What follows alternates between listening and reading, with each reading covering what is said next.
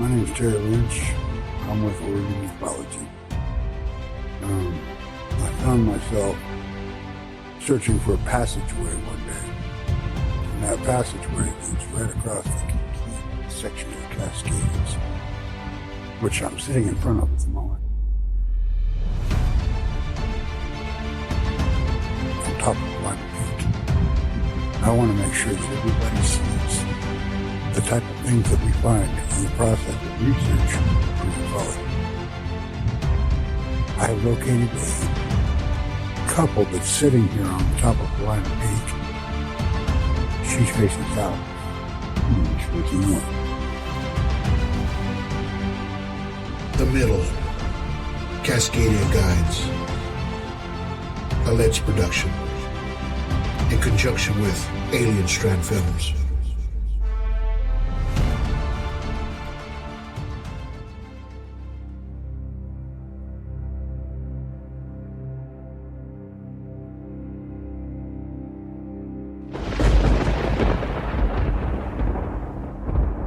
Alien Strand Podcast.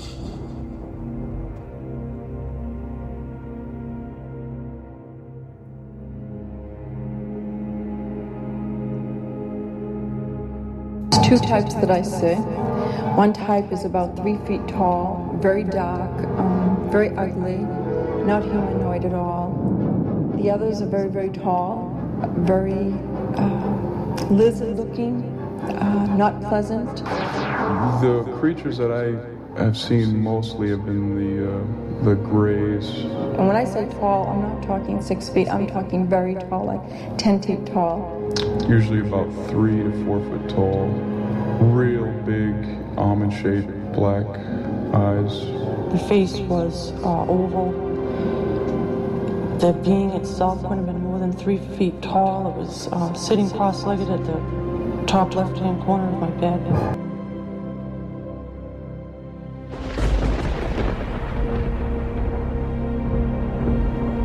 Heard it all, everything. Oh, they must have been on LSD, and people have said, I don't believe a word you say, you're nuts, you're crazy, you belong in a straitjacket. And I say, well, it's part of my life, I can't deny it. And one of the things that's really weird is that you find yourself getting used to the idea that you've been abducted, and that's weird in itself.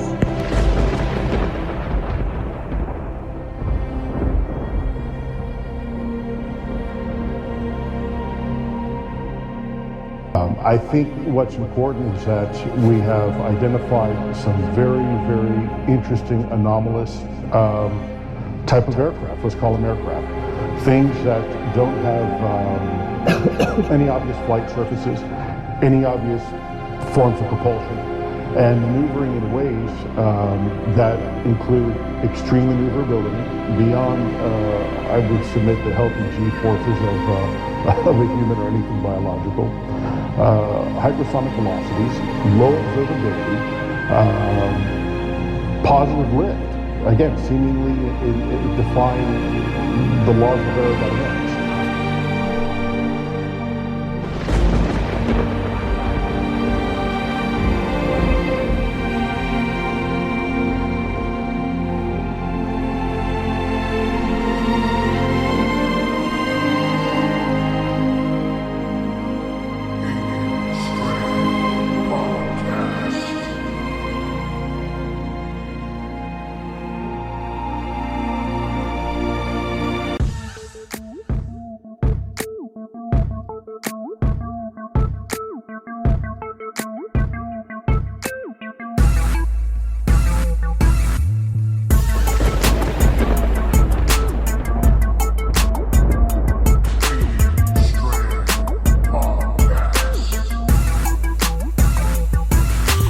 What's up, guys? This is Mike Beavers from The Theory, and you are listening to Alien Strand Podcast, the dopest UFO alien podcast out there.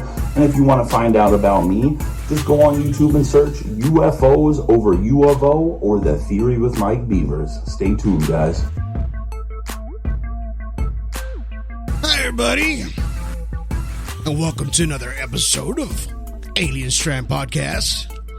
I'm your host, Don Ledesma, and welcome to today's show. Well, I missed you guys. It's been a while.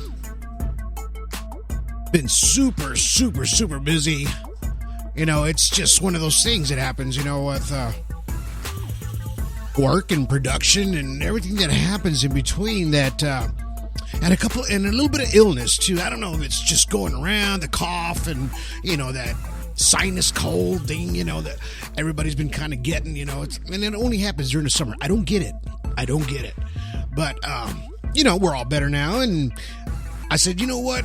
I got to get back to this podcast, because I know you guys are missing it, because I'm missing it. I am missing the heck out of it. And, it's just one of those things that you can't stop doing it, because of all the things that we see up in the sky, that's so crazy all the time,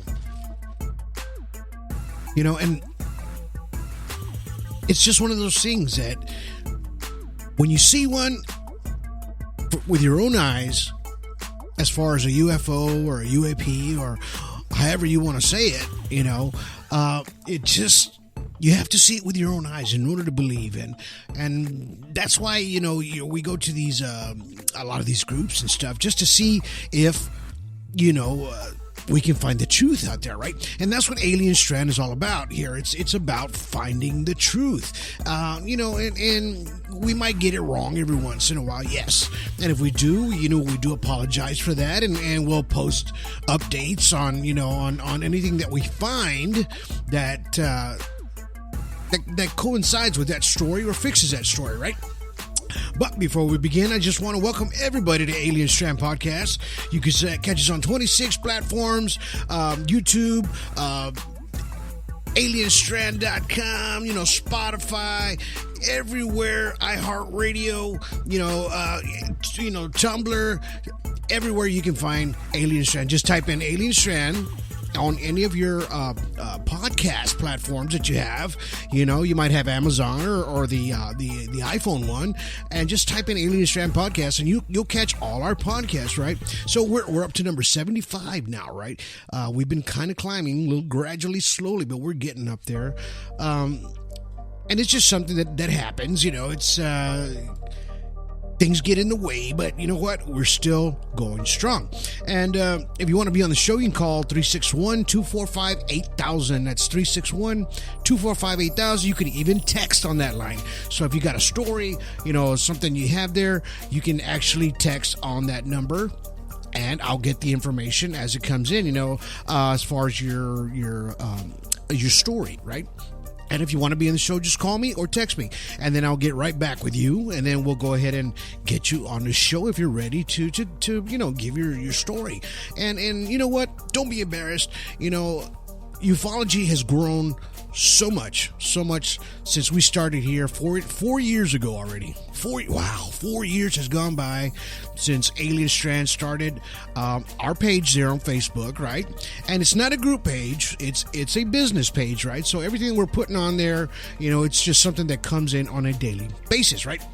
And that's what we try to do, is get all the information out as best as we can as it comes in, it's like hot off the press, right? That's what we try to do. And you know what? We are into Bigfoot big time here, so you might see a lot of Bigfoot things on there as far as the, photos, videos, anything that people come across, especially in these forestry areas, right? Because this entity or living entity, it is out there, right? And there's just so much proof of it being out there, as far as, like, of course, the foot tracks. That was the first indication that they've been out there, right? And so as the information comes in, we put it out there so you guys can enjoy that and share it as well. Please share the information from Alien Strand. We really appreciate that. I think we're up to like 10,500 people following. Thank you guys for that. And welcome to ufology, right? Because that's what it's about, is learning, right? As we learn ourselves every day. And we're not embarrassed to say it. You know why? Because we're learning as we go. We do a lot of reading and research.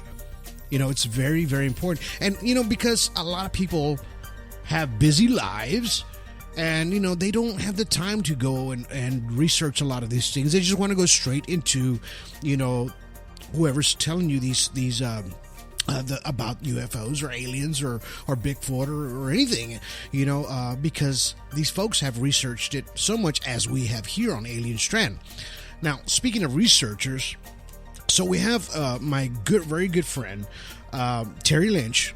He's out there in Oregon, and we're going to be shooting a documentary out there called The Middle, and it's coming soon. And it's already like 2 months away before we go get out there and start shooting, only because there's just the weather is still snowing out there and it's pretty bad, but we're just waiting for everything to kind of melt, and that way we can actually have some nice footage out there for you guys to see.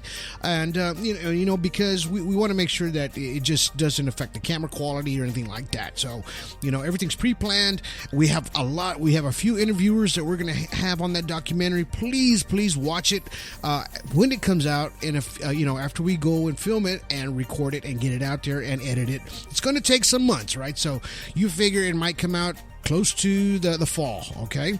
But be on the lookout for that throughout the commercials. Our commercials are on YouTube as well. We have a few videos there on YouTube. Check those out as you can. Now,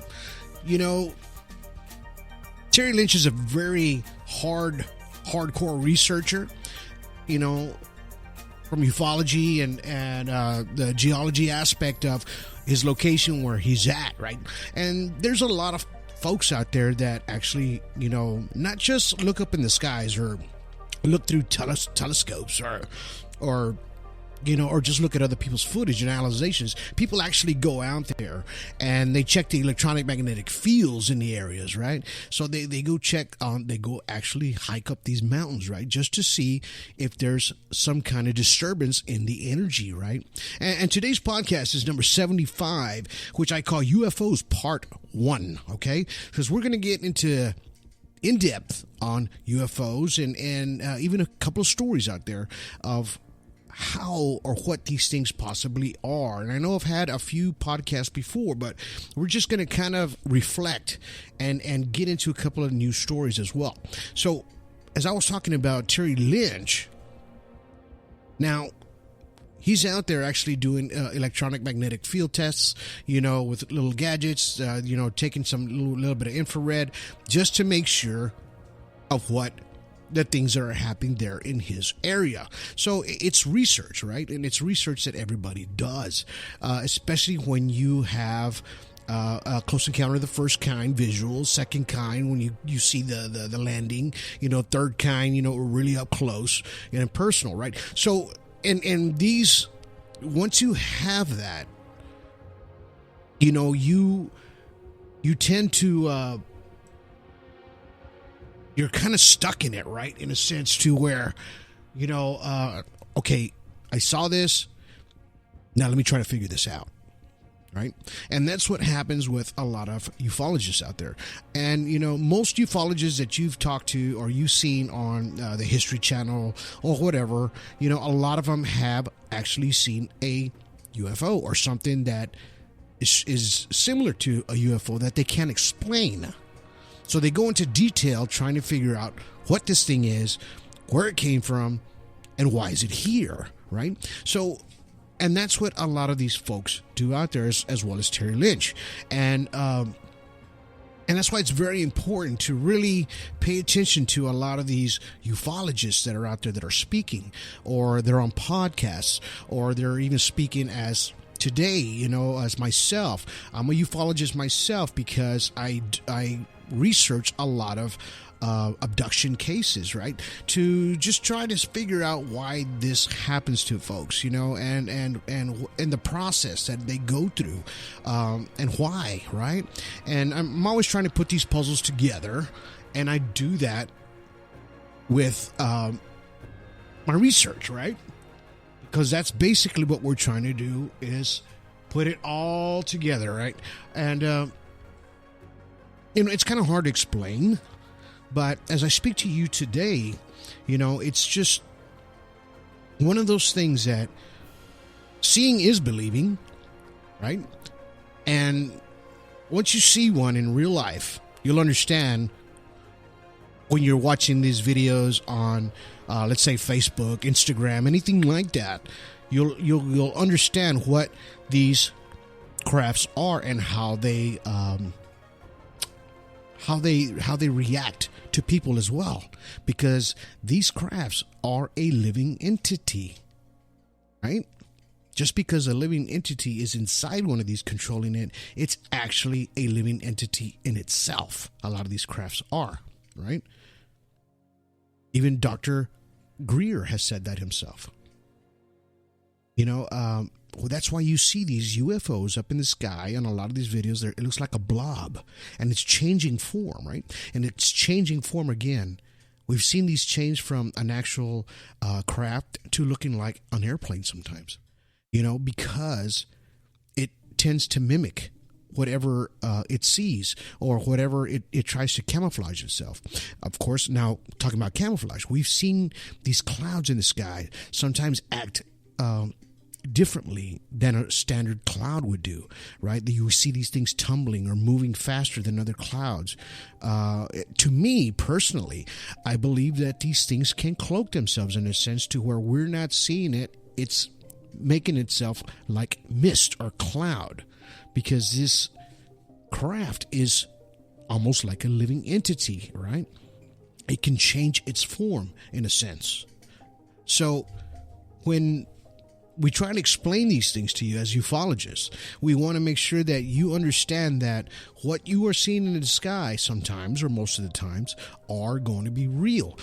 And we do see the CGI parts of what folks are doing online, just to try to throw you off. Now, from my experience and from my research that I have studied about an actual UFO craft, okay? So when you see one, or you see one on a video, or you experience one, you're going to notice that it has a non-metallic silver shape or color, right? So you're going to see that on the craft itself.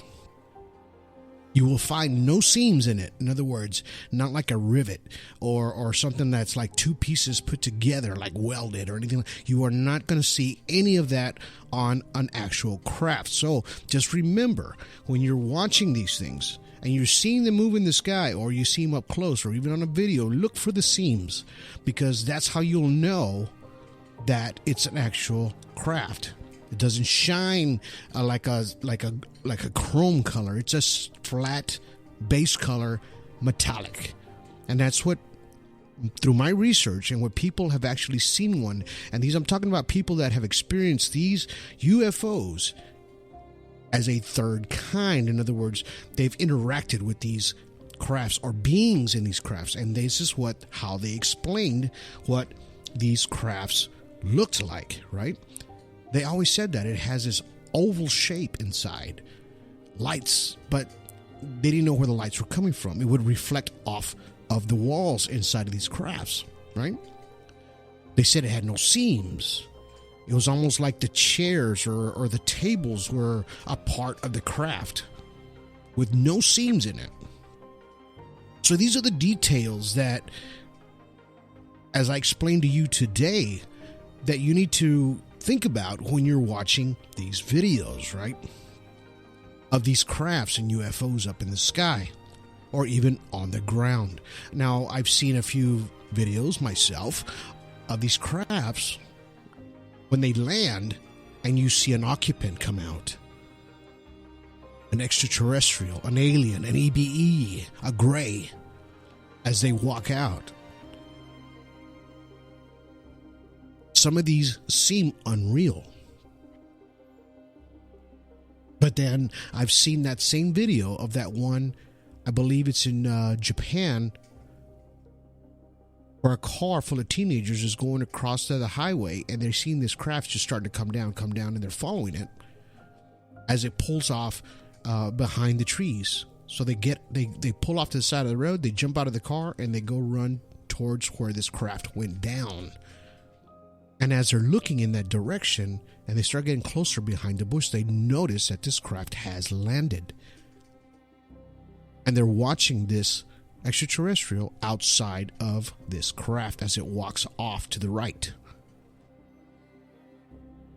Now, apparently it gets spooked because it sees them, I believe, gets back into the craft, and it just zooms off quickly, right? Now, when we see that video, I've seen it over and over and over. It just seems, like they say, it's too good to be true. Is it CGI? I don't believe it is CGI. These people that were in this car, it was just random. It was during the day. It's not even at night. So that's what kind of, gives me that indication that this craft was real, right?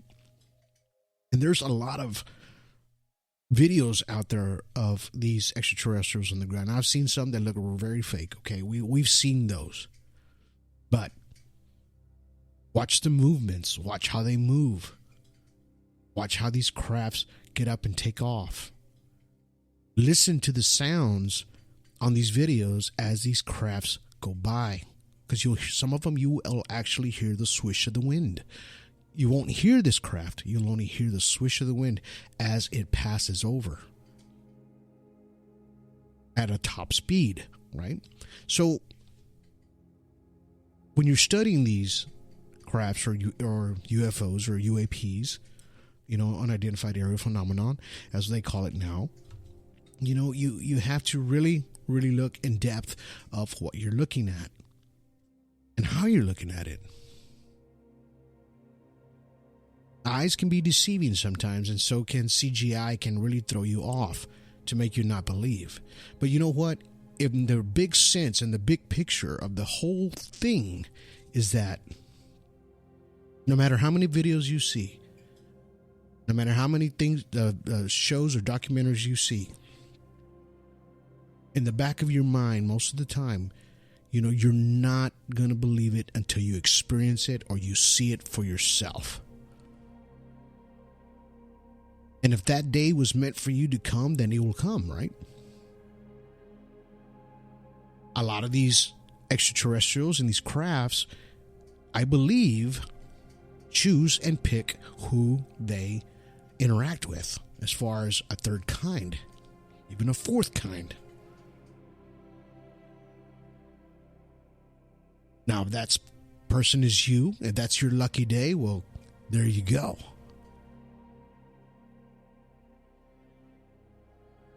I've always talked about these extraterrestrials, and people always talk about reptilians and who they are and where they're from. And I've always told you guys on my past podcasts that you never hear stories of reptilians or crafts. Very rare, because those folks don't come back, right? Their agenda of a reptilian craft or being is totally chaotic and destructive, okay? That's their agenda, to take over. That will be your demise if you interact or ever come in contact with anything like that. If you see one or come out of a craft, I don't think that, people make the right decisions at times, to approach these things, because these crafts, a lot of times they expose a lot of radioactive material, and which people actually get burnt. They get sick. They get cancer from coming into too close a proximity of these crafts. Now, do I believe that it's a defense mechanism for these alien crafts to come into our atmosphere and drop in and visit? Is it defensive for them? I don't think it is. I just think it's part of their propulsion. It's just that our bodies cannot withstand the radiation that comes off of these crafts when it's at a floating position. You got to think about it, right? It takes power to keep it up in the air. So just like, let's just say like a throttle on a boat. You're bringing up the throttle slowly and higher in order to keep it higher or get the boat in a faster speed, right? So just kind of think about it in that sense. It's at a low throttle because it's at a low altitude. Now, once it's on the ground, it's almost like at a zero throttle, but it's still running. So you're not going to get that hot gas or exposure as when it's actually on the ground. So think about that just for a minute. I've had stories of people that have walked up to these crafts and have gotten shot with some kind of hot air and gases that have burned them in the chest, their hands, their fingers, burned off gloves because of how hot of propulsion that was coming off of these crafts, okay?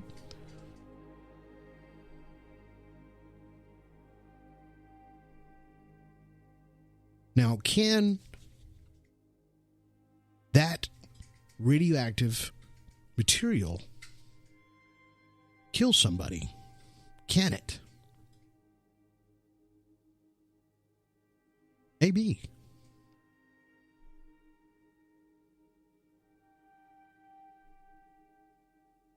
So we have this close encounters of the third kind, right? This is in Brazil.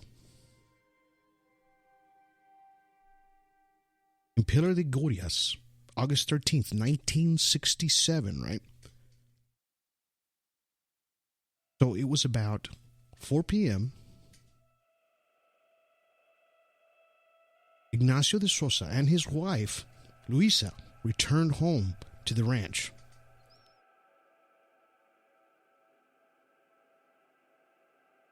Ignacio was about 41 years old. He worked as a hand on this ranch, right? It was about 150 miles from Brasilia. So this was a large ranch where they were at. And they said it had like a strip, almost, large enough to have a landing strip. This is how big this ranch was. Here, Sosa saw 3 people wearing skin-tight yellow clothes, according to his wife, apparently playing.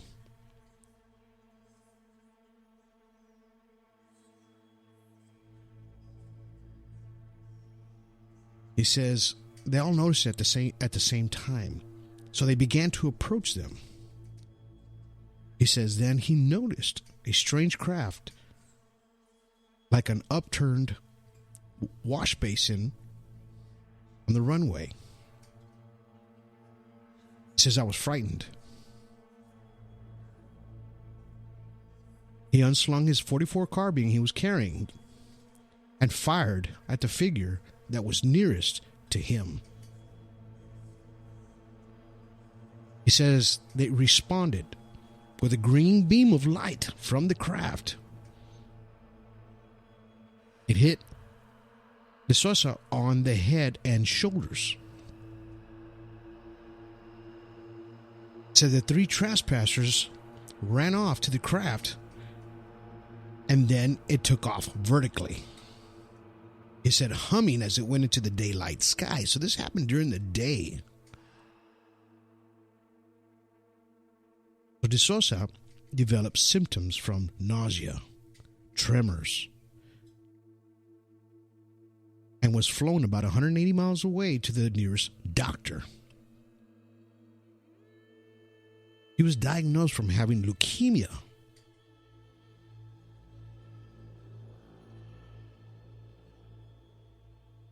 But the doctor dismissed the story of the UFO because they explained to him what he had saw and what this beam of light had did to him.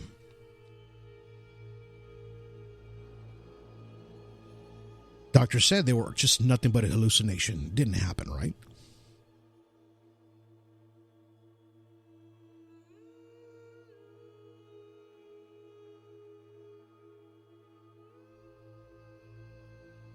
So on October 11th, 1967, a few months later, this gentleman dies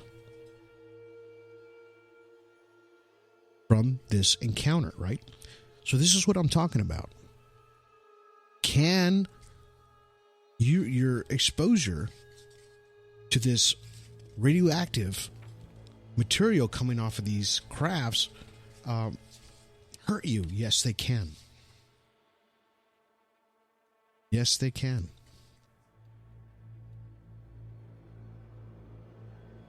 And that was proof of it as well. He only lasted a few months.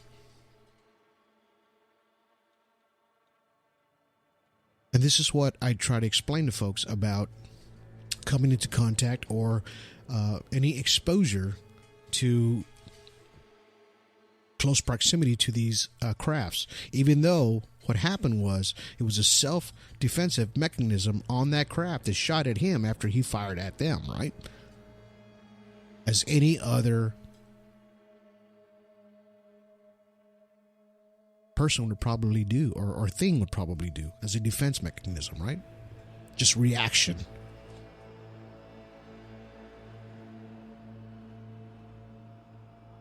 You know, these crafts are full of electronic magnetic fields, right?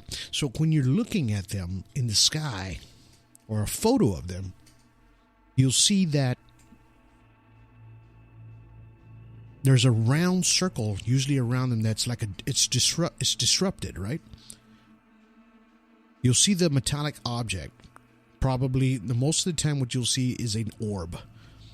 And in the photo, if you really zoom in, if you can with your phone, crop it, zoom it in as close as you can, then you'll see a little, like a halo around this craft.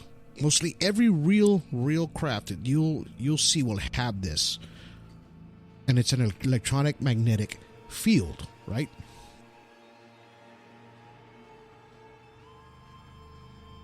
And you'll see it. It's as plain as day there. Even when you use analyzations on these photos or videos, you'll see this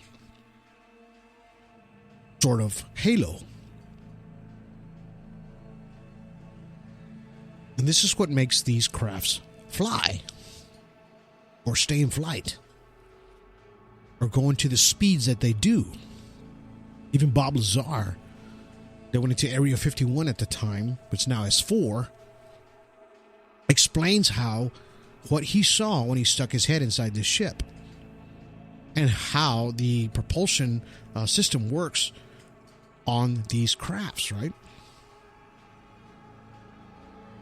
So if you really want to know a lot about possibly Element 115, I mean, go look and research Bob Lazar. You know, a lot of people came out and, you know, was trying to discredit him, and even the military even say he never worked here, yada, yada, whatever. But he had badges. He had everything that he worked there. Never changed the story.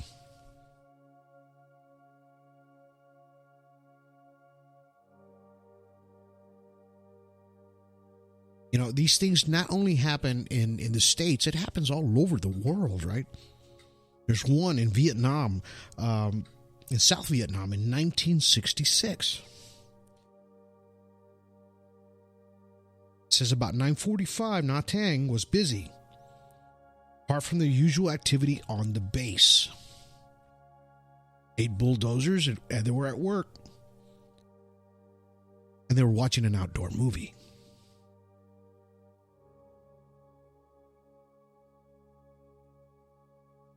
They saw 2 Douglas AIE Skyraider attack planes were preparing for takeoff on the nearby airstrip in the bay of Shell oil tanker as it lay on the anchor, right? They said suddenly the sky just lit up. And all their reactions were, was that an enemy flare, right? Because the war was going on at the time. But they said the brilliant light started to move.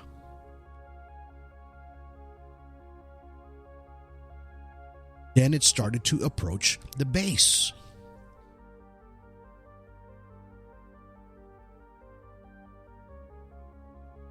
As it came towards them, they said that the speed slowed down as it was coming closer.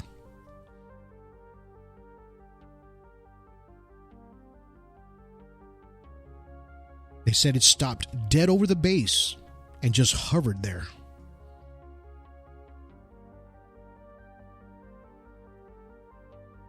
They believe it was hovering between 300 and 500 feet. They said it illuminated the whole entire valley in that area. said at that moment, all the airplane's engines failed. They all shut down.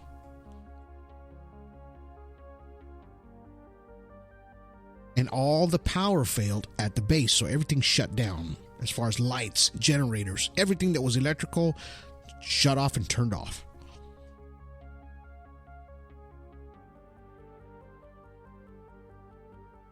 They said it was hovering over them for about 4 minutes.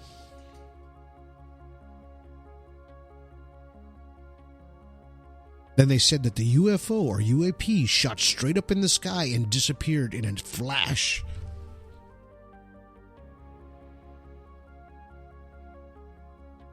They said after it was gone, all the lights, generators, airplanes, everything turned right back on.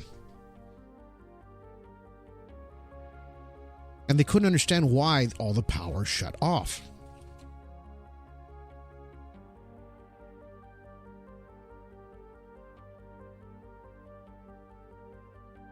Now, do these crafts underneath pull a lot of energy, or they disrupt that electronic magnetic field to where anything that you have in your hand that's electronic or anything like that shuts off?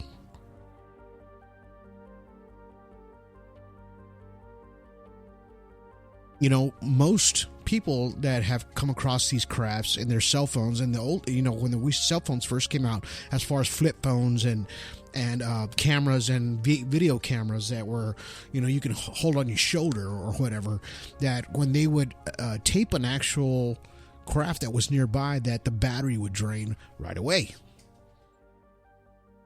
A lot of people always ask, why did they only film for just a short moment? If you notice, when these crafts are close by, the filming is short, because a lot of times, most of the time, with my research, that a lot of these batteries die on these cameras, phones, etc. It like literally sucks the power out of it. Now, when you see a UFO in a distance, long distance, it's not going to happen because it's not that close to you enough to affect any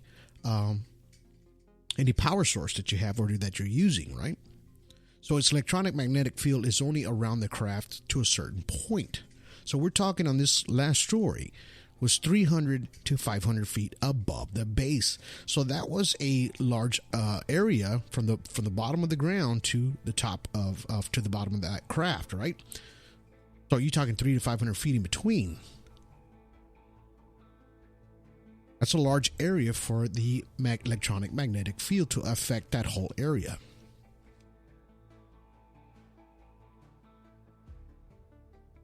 Now, have we heard stories of these crafts going over these military bases or missile silos, as they call them, and they disrupt a launch, or they disrupt a rocket, let's just say, from launching or going on its course, or turning off an actual nuclear device? We've heard a lot of stories like these.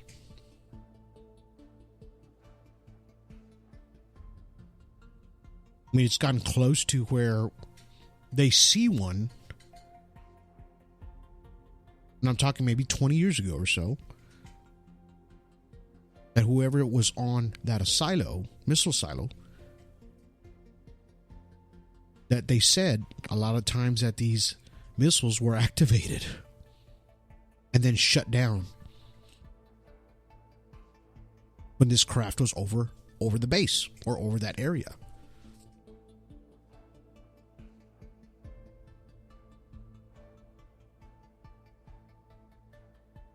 So these are the things that you look for in a UFO, right?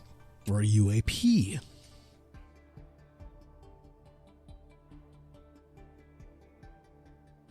These crafts have a lot of energy.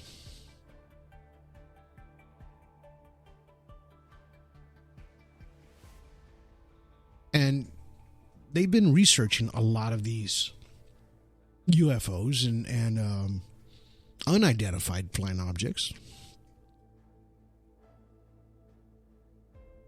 which is the term for them, right? Because there was a lot of times in the back in the past, in the 1940s, that these things were unidentified. They were trying to find out what these things were. Because at the time we had just developed radar, we started picking these things up from the sky. You know, our military was freaking out. People were seeing these things everywhere, right? And they developed Project Blue Book, right, to kind of document these sightings, right? And it's a huge, I think, like 2,000 or 22,000 incidents that were recorded from folks.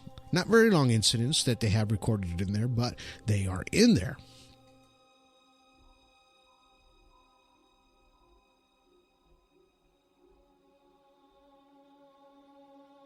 And I'll give you a few. July 3rd, 1947. Harborside, Maine, 2:30 p.m. An astronomer named John Cole, South Brookdale, Maine, watched 10 to 15 seconds while 10 very light objects with two dark forms to their left moved like a swarm of bees to the northwest, and a loud roar was heard. This was 1947.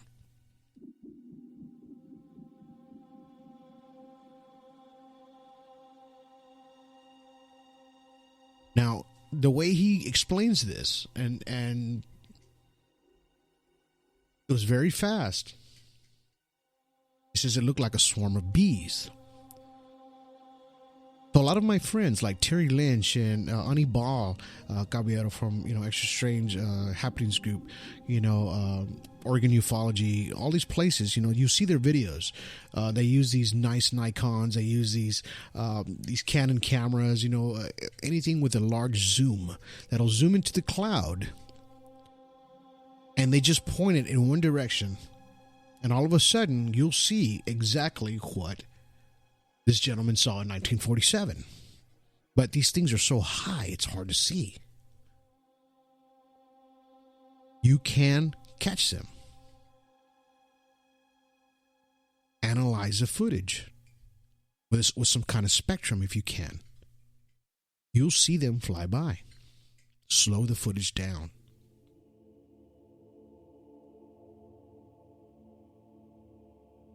Here's the next day, July 4th, 1947. Over Emmett, Idaho, at 8:17 p.m. Witness, United States Airline Captain E.J. Smith, First Officer Ralph Stevens, Stewardess Marty Morrow. Watched for about 12 to 15 minutes while four objects with flat bottoms and rough tops moved at varying speeds with one high, one to the right of others. So they were watching these crafts fly in formation.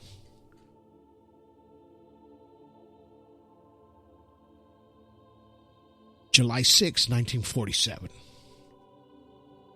Fairfield Suisun Air Base, California, daytime.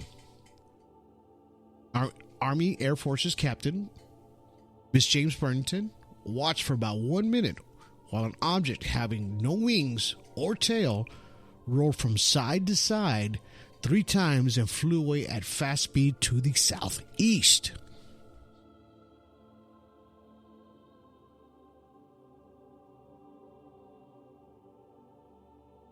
Now they're watching these things that they've never seen before in their lives. This is 1947. Not even imagined of what we see today. Today we just see things that we're just so used to seeing, these crafts in the sky or videos or whatever it is. But back then they didn't have anything like that. All they had was radio or barely any television to listen to. Everybody just read back then. The newspapers, magazines. That's how they got their news.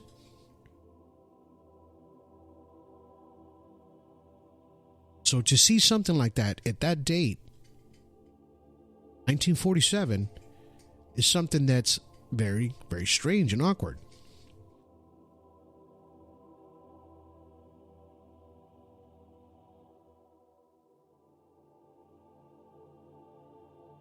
July 8th, 1947. Muroc Airbase, California, 9:30 a.m. Witness, First Lieutenant Joseph McHenry, Sergeant Rubio and Sergeant Newman, and Miss Janet Scott watched for an unstated length of time while two disc-shaped spherical objects in silver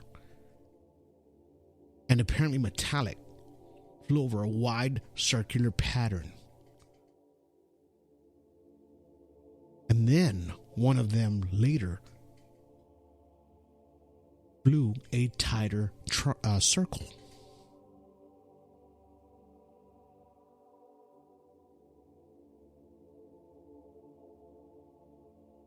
You know, these are the things that were recorded back then. And I'm glad they did that. Gave us a sense of objects or what they were seeing up in the sky.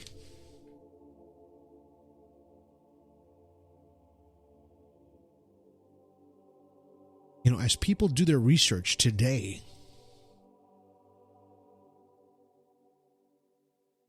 even if it's in the past, even if it's from 1947, even if it's today,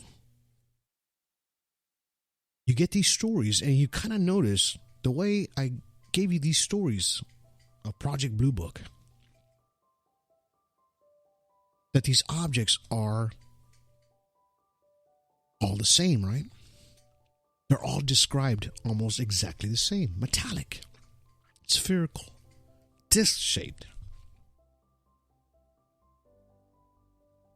Flying at these top speeds. It's unimaginable. Even with our technology today, we don't have anything that goes that fast.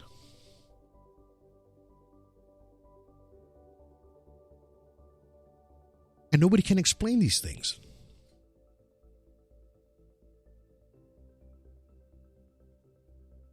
Even our recent military videos that just came out here recently. You know, the gimbal UFO, they call it the gimbal. It starts spinning while they're tracking it. Never seen any kind of flight like that. No tail, no wings, anything like that. It's hot in the middle, but cold in the outside, as you could see the ring around it, right? And this is the electronic magnetic field that I talk about.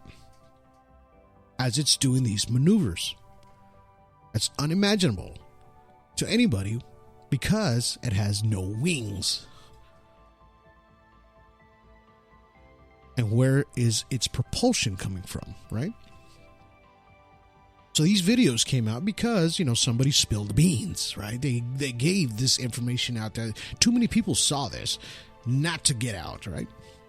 And now more and more every day, we're starting to see a lot more videos of military moments, I'm going to call them, okay? M&M.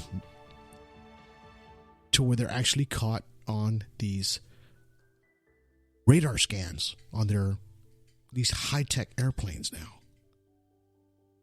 High-tech radars. Everything that they have now. They can see these things in different spectrums now. They can calculate how fast this craft is moving from point A to point B in an instant, right? So this information is very valuable to ufologists and ufologists around the world. Because now they can calculate things a little bit better in a scientific aspect of things if you don't believe it in a reality sense of form, right? A lot of people look for the science behind something before they want to talk about it or even acknowledge it, right? Because there's a lot of people out there that, you know, they just want the scientific proof, numbers, you know, mathematical equations of these things are what they actually are. Because everything in life, if you really think about it, is mathematical. I don't care what you do, what you're at, where you're sitting at, your watch, your car, your shoelace, anything that you have, you see around you, a pen, a pencil, anything that's around you was mathematically done in a scale, on a drawing board. Remember that. And that's the science aspect of things as they are in reality.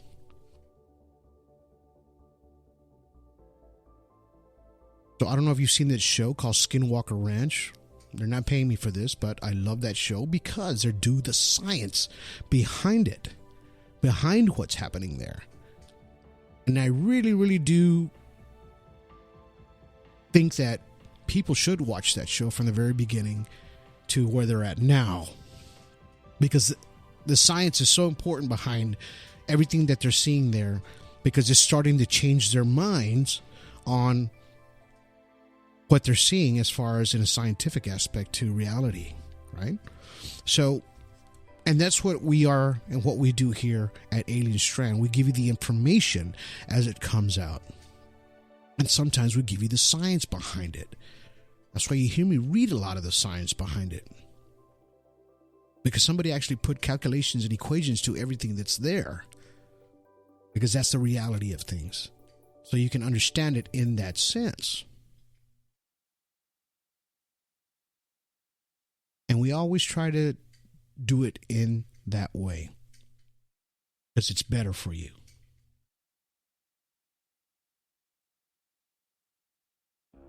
You know, a lot more people just understand that science part in that way. And you know what? That's why we are doing this documentary, because there's a lot of science behind it. Trying to figure out how, where, and why.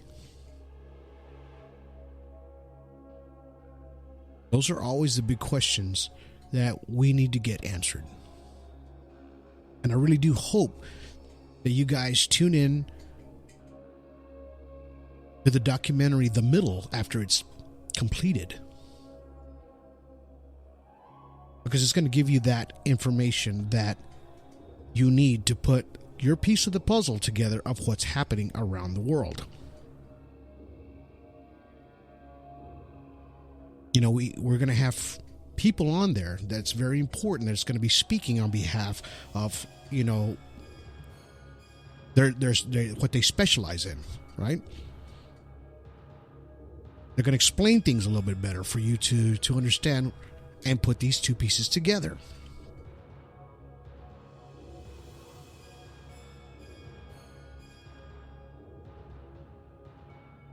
So that's what UFOs are all about in this Part-1 series. You know, and I really hope that you guys enjoyed today's podcast. Number 75, UFOs Part-1. You know, you can catch us on Tumblr, Twitter, Instagram, YouTube, and alienstrand.com. Check us out there. You know, I'd like to thank all of you guys for listening to today's show and just kind of understanding a little bit more about UFOs and what they're about. And I want to thank all my friends out there that like and share Alien Strand. You know, we got Terry Lynch, of course. Arizona Gallegos. Paul Welburn up there in the UK. Love you, brother. Thank you for that. You know, David Olive, he's out there too, in Florida. Thank you. And everybody that listens to the show and shares it, because this is valuable and valuable information for you, and for you to explain to other people that get interested in it. You know, it's not just about Little Green Man and you're going crazy, because you know what? You're not going crazy. These things are out there. We're just trying to figure out what they are, where they come from, and what they're about. If you want to be on the show, you can catch us on 361-245-8000. Call us there. You can email us at donledz1@gmail.com. That's DONLEDZ 1 @gmail.com. If you want to get any emails out, send me some information. I love to share it with everyone, right? Because that's what Alien Strand is all about. But until then, you know what? I had an amazing time. I'm glad you guys waited for everything that for us to come back out with another podcast. Remember, we have 2 more parts to this, so stay tuned. You know what? We love you guys. Keep sharing. 26, 27 platforms. iHeartRadio, Spotify, we're everywhere, so catch us out there, share every episode. You know what? Because the more the information we get out there, the better it is for everyone to understand, right? So until then, you guys have yourselves a good day. Have yourselves a good evening. And have yourselves a good night.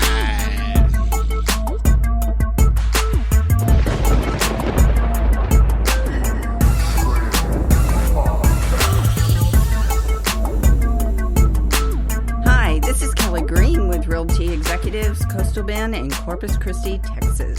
And you're listening to the Alien Strand podcast with Donald Ledesma. Buying or selling, visit me at kellygreenrealtor.com or visit me on my Facebook page, Kelly Green Realtor. See you there. My name is Terry Lynch. I'm with Oregon Ufology. I found myself searching for a passageway one day. And that passageway leads right across the complete section of the Cascades, which I'm sitting in front of at the moment. On top of Blind Peak. I want to make sure that everybody sees the type of things that we find in the process of research for ufology. I have located a couple that's sitting here on the top of Blind Peak. She's facing south. She's facing north. The Middle, Cascadia Guides, a Let's production, in conjunction with Alien Strand Films.